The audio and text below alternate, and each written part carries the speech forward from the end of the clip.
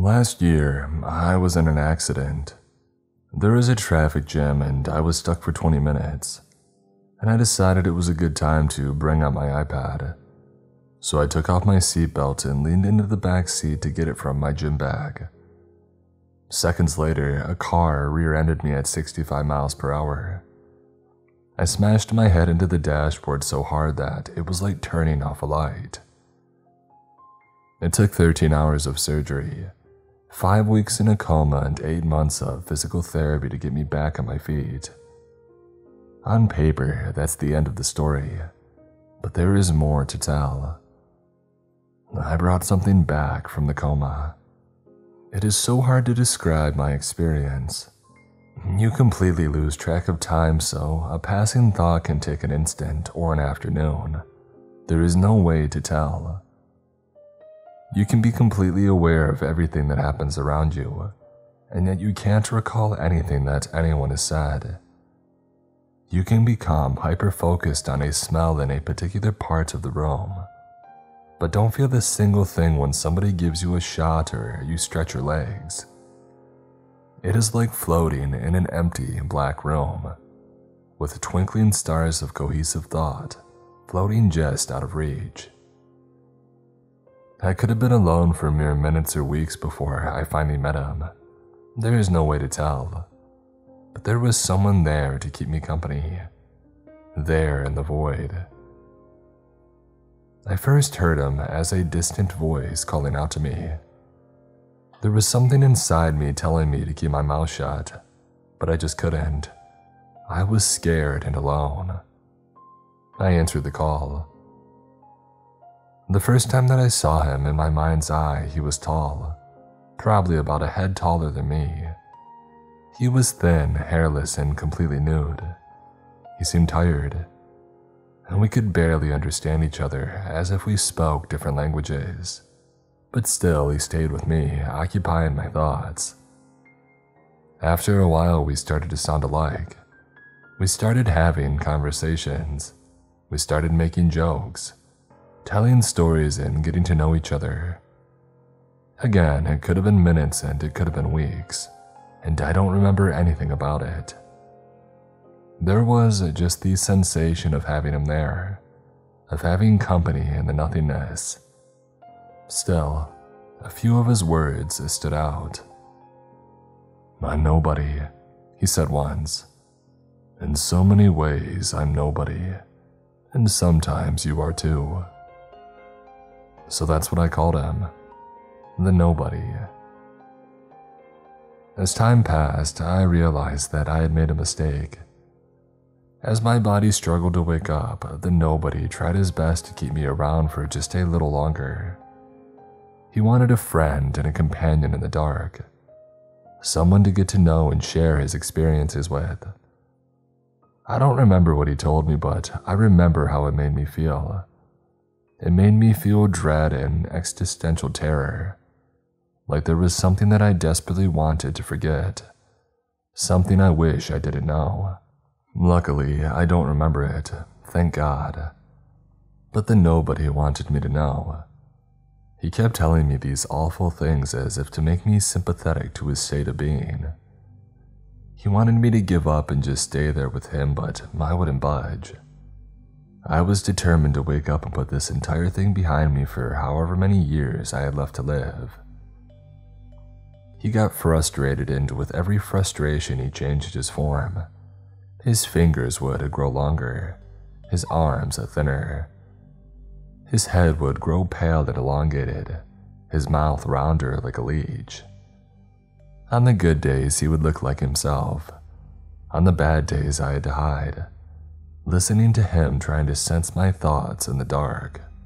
But the day came when I could finally feel my body again. The stars in that empty void were turning into suns, and blotches of thought were connecting. A finger connected to a hand, connected to an arm, eyes twisting and turning and trying to blink. In the final moments of my coma, I struggled so hard that my entire being was screaming the effort into the void. I would either wake up or stay there forever, all or nothing. At first, I was failing, falling deeper into the void, and then a surge.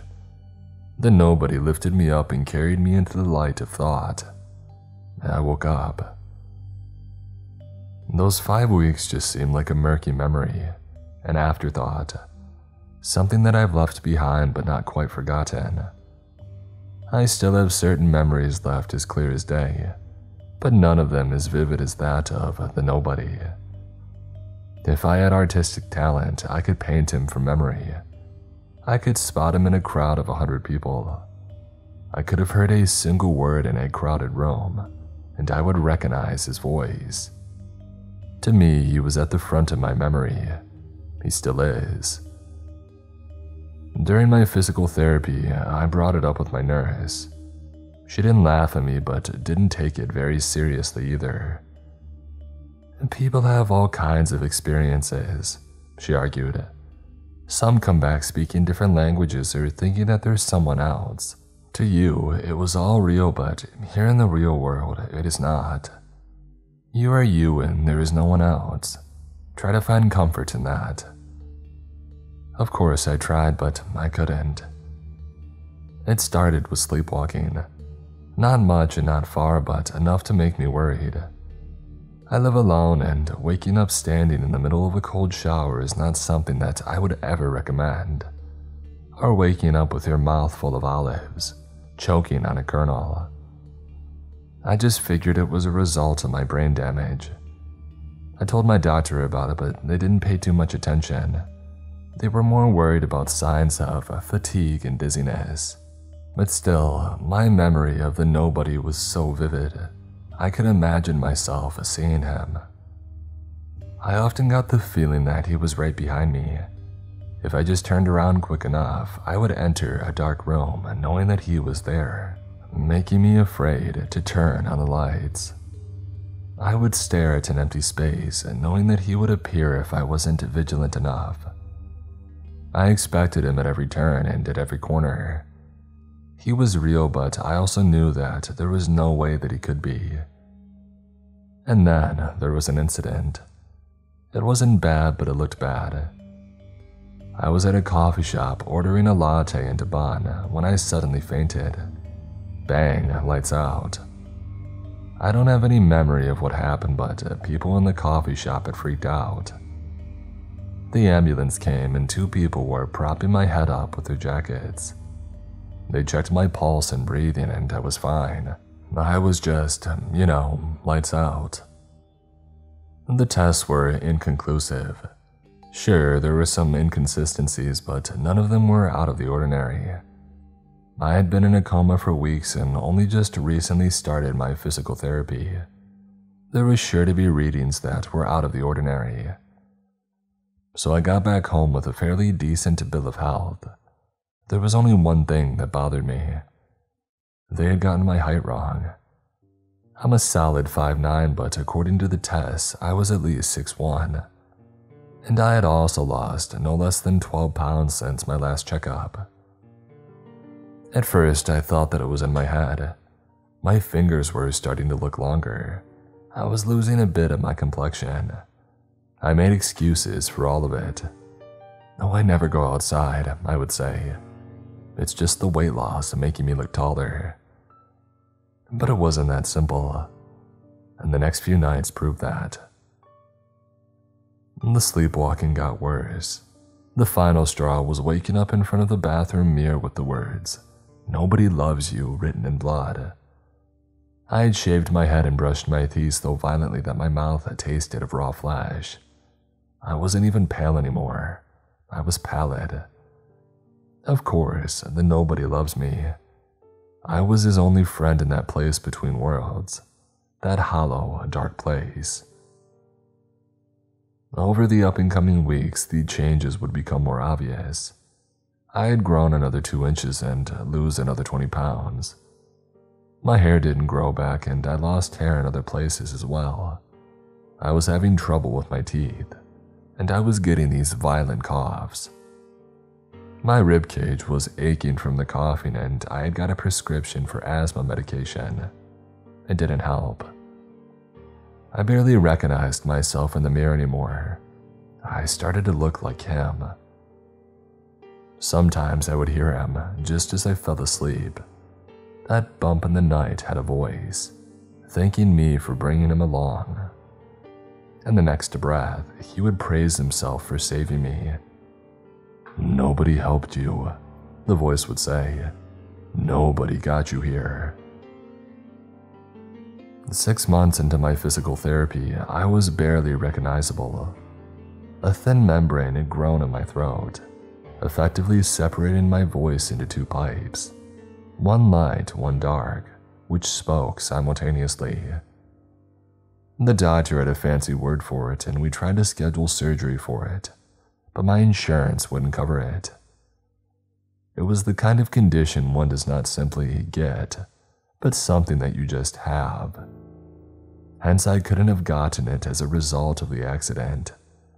It had to be pre-existing, even though it wasn't. They had said the same about my fingers. Fingers don't just grow. I could literally show the growth measure from day to day, but it didn't matter. My canines also grew longer. They had poked a hole in my bottom lip at night. Not that I'd sleep much anyway. I was always tired. I would dread going to sleep. So I started relying on sleeping pills. At best, I would have a dreamless night that lasted 4 hours or less. And at worst, I would be twisting and turning in a cold sweat for like 14 hours straight. Night and day flow together when you live that kind of life. And sometimes he would come to visit me, the nobody. I would feel his presence lying there right next to me, sometimes thanking me, sometimes praising himself. Except now we had the same voice. That same double-piped voice, making us sound like 2 people speaking at once in a gruesome vibrato. Twins. One night, as I brushed my teeth, I saw him in the mirror. I could feel my face twisting and turning at his whim. We were having a conversation, wide awake through my body. He is smiling at me through a face that I barely recognized as my own. "I'll stop," he made me say. "I want you to be comfortable." "Leave me alone," I would say in a different tone. "Just leave me." "No," I laughed. "We're out, we're free. Just listen to me and it'll all be fine."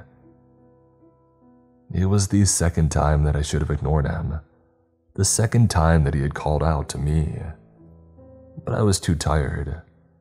I listened. At first, his demands seemed reasonable. He had different dietary restrictions, different things that he liked. As long as I kept him happy, he allowed me to sleep, and my changes didn't progress. My canines even shrunk a little bit. It was small things like drinking milk instead of water, eating ham instead of cheese, going to bed at the break of dawn instead of sunset. Little things, but they added up fast. Soon, he didn't even have to ask me to do it. I would just do it. And then it got worse. He would want me to take long midnight walks, to stay inside during the day, to turn off the lights and put bed covers over the windows, to eat a raw chicken breast, to eat charcoal, to eat cockroaches, flies, and worms, to sleep in an ice-filled tub curled up into a ball.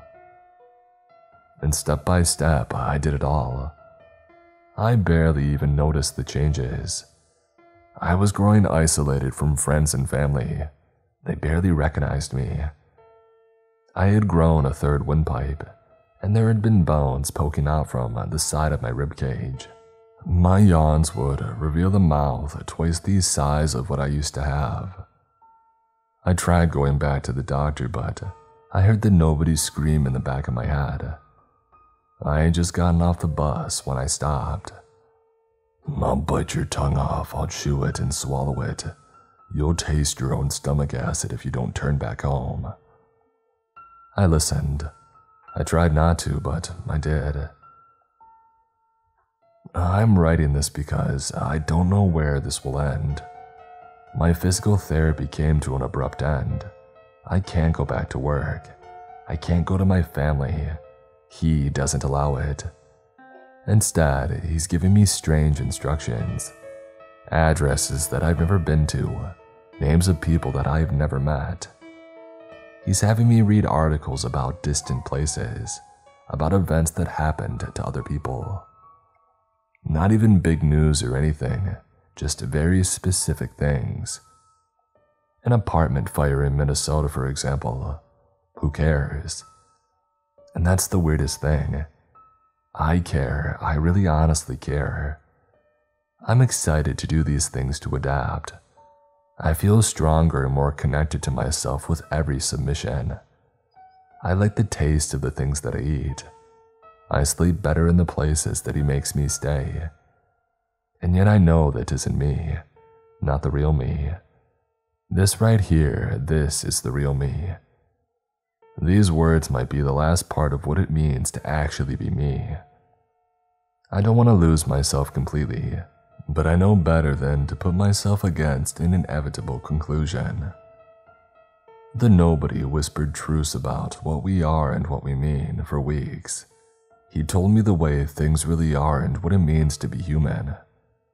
And honestly, I'm not a fan anymore.